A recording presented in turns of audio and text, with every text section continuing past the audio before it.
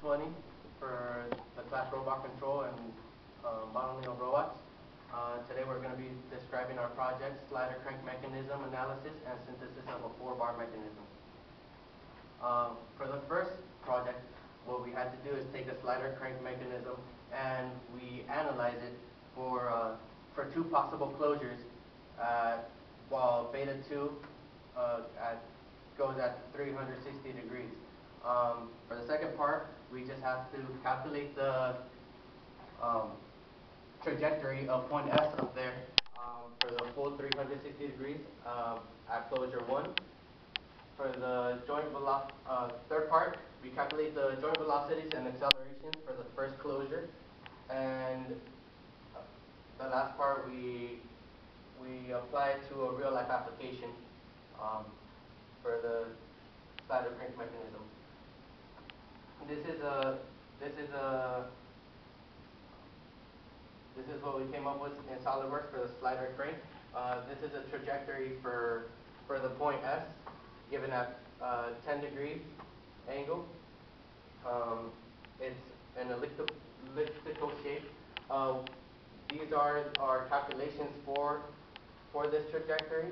The shape is pretty much the same, more or less the same. It's just a little off from calculation error. Hi, my name is Sarang. I'm a Team 2 member. Okay, let's talk about the plots. We plot the results for the omega 3 versus theta 3, alpha 3 versus theta 2. Also, we plotted the results for the R1 dot versus theta 2, R1 double dot versus theta 2.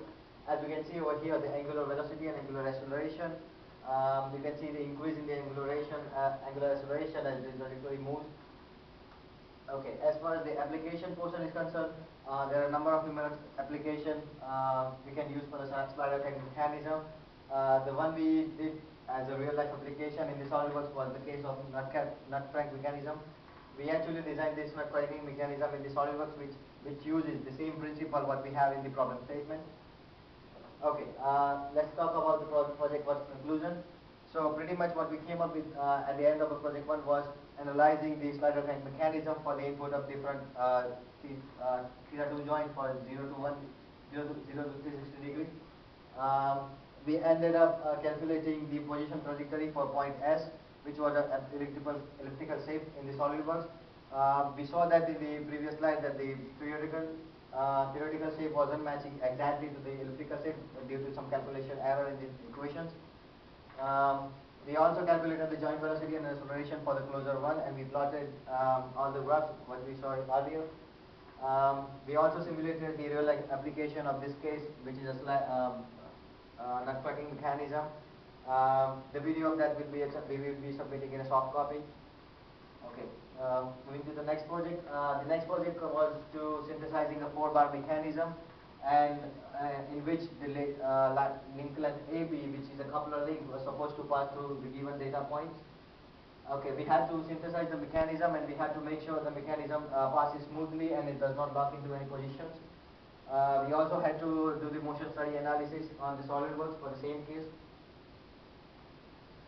Results and discussion. Pritesh, gonna take over. Hi. For the second project of 4-bar mechanism, the following results and discussion, the following were the results. We used the pole position equations for the given points of A and B, and that's how we got the point A0 and B0. Now A0 and B0 forms the link R1, and that is going to be a rigid link. And from R1, using this formula, we can get other link lengths as R2, R3, R4, and hence once we know the link lengths of R1, R2, R3, and R4, we can plot it in using softwares like SolidWorks.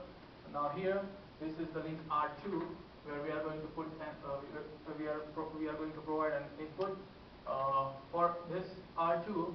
R4 is going to be an output. So if we put a point and trace its trajectory, we can find out the output trajectory of point B, which is right over here. And these are the given 3 conditions which we are required to fulfill, which has to pass from the trajectories of points A and B respectively.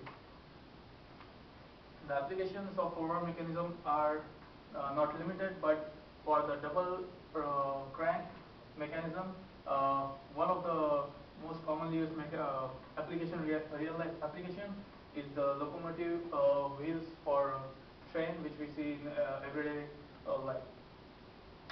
In finally considering, after synthesizing, we found out that for the four-bar mechanism, we successfully implemented the synthesization of four-bar mechanism and also the kinematic analysis.